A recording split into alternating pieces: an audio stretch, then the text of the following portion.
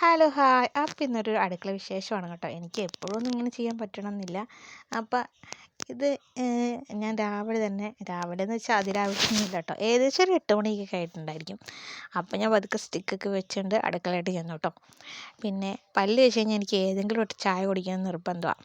പിന്നെ പാൽ ചായയോ കട്ടൻ ചായയോ ഏതായാലും കുഴപ്പമില്ല കേട്ടോ, എനിക്കിത് നിർബന്ധമാണ്. പക്ഷേ കുറച്ച് നാൾ മുന്നേ ഞാൻ ഒന്നും കഴിക്കുന്നില്ല, കാരണം പാലും ഇതെല്ലാം നിർത്തി വെച്ചിട്ടുണ്ടായിരുന്നു വേദനയൊക്കെ കൂടിയ സമയത്ത്. പിന്നെ ഇപ്പം മെലിഞ്ഞൊക്കെ പോയി ഒരുപാട് ശരീരമൊക്കെ ഇതായതുകൊണ്ട് ഞാനിപ്പോൾ കുറച്ച് പാലും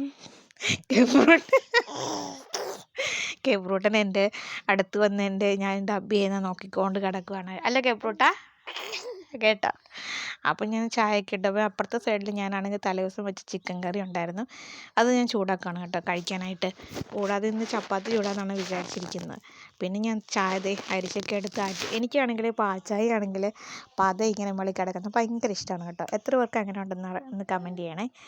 പിന്നെ ഏത് ചായയിലും കട്ടൻ ചായയിലും ശരി പാൽ ചായയിലും എനിക്ക് ഒരുപാട് തവണ നന്നായിട്ട് ആറ്റിയെടുക്കുന്നത് ഭയങ്കര ഇഷ്ടമാണ് കേട്ടോ. അതായത് അടുപ്പിൽ നിന്ന് തിളച്ച വടി എടുക്കാതെ എനിക്ക് 2-3 തവണ ആറ്റുന്നത് ഭയങ്കര ഇഷ്ടമാണ്. കാരണം വീട്ടിൽ അമ്മ ഇങ്ങനെ ഒരു ചായ എടുത്തതിന് ശേഷം ഒരുപാട് ആറ്റുന്നത് ഞാൻ കണ്ടിട്ടുണ്ട്. അപ്പോൾ അങ്ങനെ തന്നിട്ടുള്ളതുകൊണ്ട് ഞാനും അത് വെച്ചിട്ട് ചായ എടുക്കുമ്പോൾ ഇങ്ങനെ ആറ്റാറുണ്ട് കേട്ടോ.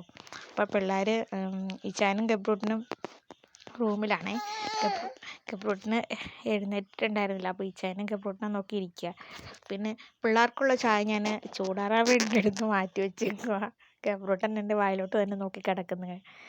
അതിന് എന്നെ മാറട്ടെ പൊന്നെ. അതിനുശേഷം എനിക്കുള്ള ചായ ഞാൻ കപ്പിൽ വെച്ചിട്ട് ആറ്റി കുടിക്കാൻ വേണ്ടിയിട്ട് ഒന്നുകൂടെ ഒന്ന് ആറ്റുവാണ് കേട്ടോ. പിള്ളേർ എഴുന്നേറ്റ് വരുമ്പോൾ അവർക്ക് കൊടുക്കണം. അപ്പോൾ എൻ്റെ കൂടെ ഇതേ മോനുണ്ട് കേട്ടോ. എൻ്റെ കൂടെ എന്നെക്കാളും മുന്നേ അവൻ എഴുന്നേറ്റാരെന്ന് തോന്നുന്നു. ഇപ്പം എൻ്റെ കൂടെ അവനുണ്ട്. അപ്പം അവനുള്ള ചായയും മോക്കുള്ള ചായ ഞാൻ സെപ്പറേറ്റ് എടുത്ത് മാറ്റി വെച്ചു. അങ്ങനെ ഞാൻ ചായ നന്നായിട്ട് ആറ്റിക്കൊണ്ടിരിക്കുകയാണ് കേട്ടോ. എനിക്ക് ഭയങ്കര ഇഷ്ടമാണ് ചായ ഇങ്ങനെ ആറ്റിക്കൊണ്ടിരിക്കാൻ, ഞാൻ പറഞ്ഞല്ലോ. അപ്പോൾ കപ്പ് നിറച്ചൊന്നും ചായ ഇല്ല കേട്ടോ. അതിൻ്റെ ഒരു 1/4 കപ്പ്, അതിൻ്റെ പകുതിയുടെ അത്രയും ചായ ഉള്ളു കേട്ടോ. പിന്നെ എനിക്ക് ഷുഗർ കുറവാണ്, ഞാൻ അത്യാവശ്യം പഞ്ചസാര ഇട്ടിട്ടുണ്ട് കേട്ടോ. അങ്ങനെ ഞാൻ ഊതി ചായ. ആരെങ്കിലും ഓർമ്മ വരുന്നുണ്ടോ ഊതി കുടിക്കുന്ന കാര്യം പറയുമ്പോൾ? ചെറിയ വെയിലൊക്കെ ഉണ്ടായിട്ടുണ്ട് ജനലിൽ കൂടെ.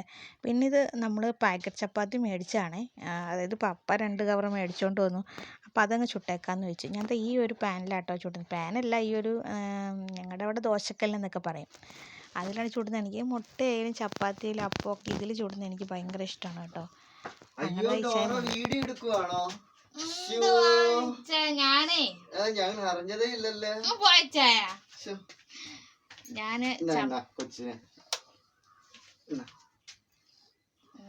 ഒന്നും പറഞ്ഞു ചെയ്യിപ്പിക്കുന്നല്ല കേട്ടോ, എല്ലാം ഞാൻ നാച്ചുറലായിട്ട് ചെയ്യുന്ന കേട്ടോ. പിടിച്ചോ അപ്പായി അമ്മേനെ ചുമ്മാ കളിയാക്കും. പറഞ്ഞു കൊത്തടേ എല്ലാരും പറഞ്ഞു കൊടുത്തടേ. എല്ലാരും പറഞ്ഞു കൊത്തടേ, എല്ലാ കൂത്തങ്ങളും പറഞ്ഞു കൊടുത്തടേ. എല്ലാരോടും പറഞ്ഞു കൊടുക്കൂടി നീ.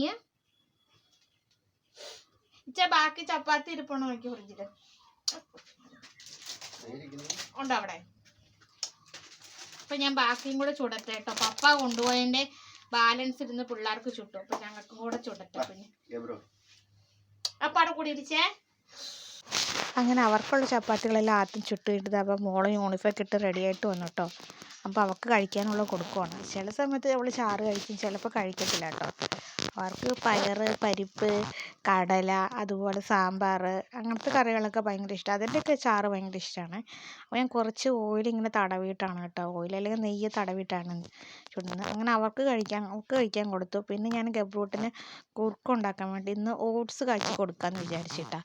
അപ്പോൾ സത്യം പറഞ്ഞ് ഞാൻ ആദ്യമായിട്ടാണ് ഗബ്രൂട്ടിന് ഓട്സ് തനിയെ കാച്ചുന്നത്. കാരണം ഇപ്പോഴും ഇച്ചാനാണ് ചെയ്യാറുള്ളത്. ഇന്ന് ഞാനിപ്പോൾ പറ്റുന്നതുകൊണ്ട് ഇപ്പോൾ ഇച്ചാനോട് ചോദിച്ചിട്ടൊക്കെയാണ് ഞാൻ ചെയ്തത്. അപ്പോൾ ആദ്യം വെള്ളവും ഓട്സും കൂട്ടിയിട്ട് 3 പനങ്കൽക്കണ്ടം കൂടെ ഇട്ടിട്ട് നന്നായിട്ട് തിളപ്പിച്ച് കുറുക്കി എടുത്തു കേട്ടോ. എനിക്കറിയത്തില്ലാത്തതുകൊണ്ട് ഇടയ്ക്ക് ഞാൻ ഇച്ചാൻ്റെ അടുത്ത് ചോദിച്ചിട്ട് ആ ഒരു പരുവമൊക്കെ എങ്ങനെയാണെന്നുള്ള കാര്യം ചെയ്യുവാണ്. സത്യം പറഞ്ഞ് ഇത് ചെയ്തപ്പോൾ എനിക്ക് ഭയങ്കര സന്തോഷം. കാരണം മോൻ്റെ കാര്യം കുളിപ്പിക്കാനായാലും എടുക്കാനും നോക്കാനും എനിക്ക് ഭയങ്കര ഇഷ്ടമാണ്. എനിക്കിപ്പം അത്ര അങ്ങോട്ട് നോക്കാൻ പറ്റുന്നില്ലല്ലോ എന്നുള്ള വിഷമം ഇടയ്ക്കൊക്കെ ചില സമയത്ത് എനിക്ക് ഉണ്ടാകാറുണ്ട്. അങ്ങനത്തെ അവൾ ഫുഡൊക്കെ കഴിച്ചിട്ട് വന്നു കേട്ടോ. അപ്പം ഞാൻ ടാഗ് ഇട്ടോ ബെൽറ്റ് ഇട്ടോ എന്നൊക്കെ ചോദിക്കുക. അപ്പോൾ അവൾ കാണിച്ച് തരുവാണ്. കാരണം എപ്പോഴും ഇത് മറന്നു പോകും കേട്ടോ. ഒരു തവണ ടാഗ് കാണാതെ പോയിട്ട് ഒരുപാട് തേടി സ്കൂളിലൊക്കെ എന്നിട്ട് ടീച്ചറിനോടൊക്കെ വിളിച്ച് പറഞ്ഞ്. അങ്ങനത്തെ ഇവിടെ ഇടയ്ക്ക് അലമാരിയുടെ ഇടയ്ക്കൊന്ന് കിട്ടുകയൊക്കെ ചെയ്തു കേട്ടോ. അതുകൊണ്ട് ഞാൻ എപ്പോഴും 2 പേരോടും ചോദിക്കും ബെൽറ്റ് ഇട്ടോ ടാഗ് ഇട്ടോ എന്നില്ല. അപ്പം ഞാനത് കുറുക്കി തീ കുറച്ചും കൂട്ടിയൊക്കെ ഇട്ടിട്ട് അത് കുറുക്കിക്കൊണ്ടിരിക്കുവാണേ. അപ്പോഴത്തേനും അവളിതാ ബെൽറ്റ് എടുത്തോണ്ട് വന്ന് ബെൽറ്റ് ഇട്ട് തരുമോ വല്യമ്മയും ചോദിച്ചു. അങ്ങനെ ഞാനാണെങ്കിൽ ബെൽറ്റൊക്കെ ഇട്ട് കൊടുത്തു കേട്ടോ. ആ സമയം കൊണ്ട് അവളത് അടിച്ച് പിടിക്കാതെ നിന്ന് ഇളക്കി കൊടുത്തുകൊണ്ടേ ഇരിക്കുന്നുണ്ടായിരുന്നു കേട്ടോ.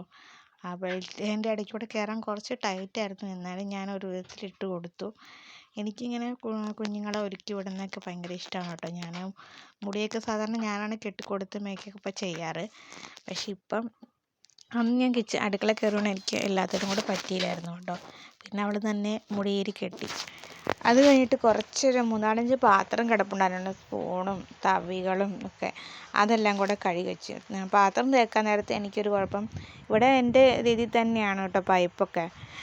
പക്ഷെ ഒരു ഇത്തിരി ഇങ്ങനെ വലിഞ്ഞ് നിൽക്കണം. എന്നാലും കുഴപ്പമില്ല. പക്ഷെ പാത്രമൊക്കെ കഴുകിയതിന് ശേഷം ഞാൻ സ്റ്റൗവെല്ലാം തുടച്ചിട്ട്. കാരണം ചപ്പാത്തി ചുട്ടതിൻ്റെ കറി ചൂടാക്കിയതിൻ്റെ എണ്ണയും ചാറൊക്കെ ഉണ്ടായിരുന്നു. അതെല്ലാം ഞാൻ തൂത്ത് തുടച്ചിട്ട്. എനിക്കപ്പോഴും എപ്പോഴും എന്ത് കുക്ക് ചെയ്തതിനും എല്ലാം തൂത്ത് തുടച്ചിടണം, ക്ലീൻ ആയിട്ടിരിക്കണമെന്ന് ഭയങ്കര നിർബന്ധമാണ് കേട്ടോ.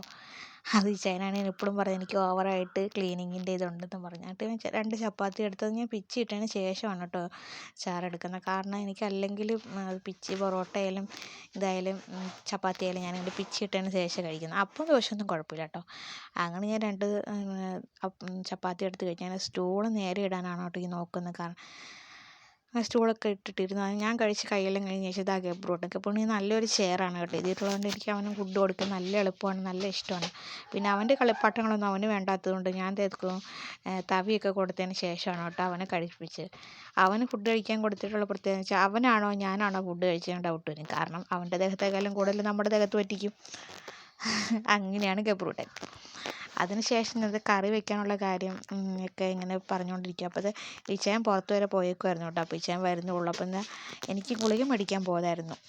അന്നേരം ഗബ്രൂട്ടിനെ കഴിക്കാൻ കൊടുക്കുന്ന സമയം കൊണ്ട് പോയിട്ട് വരുവാണെങ്കിൽ അവൻ വലിയ കരച്ചിലില്ലാതെ ഇരുന്നുള്ളൂല്ലോ.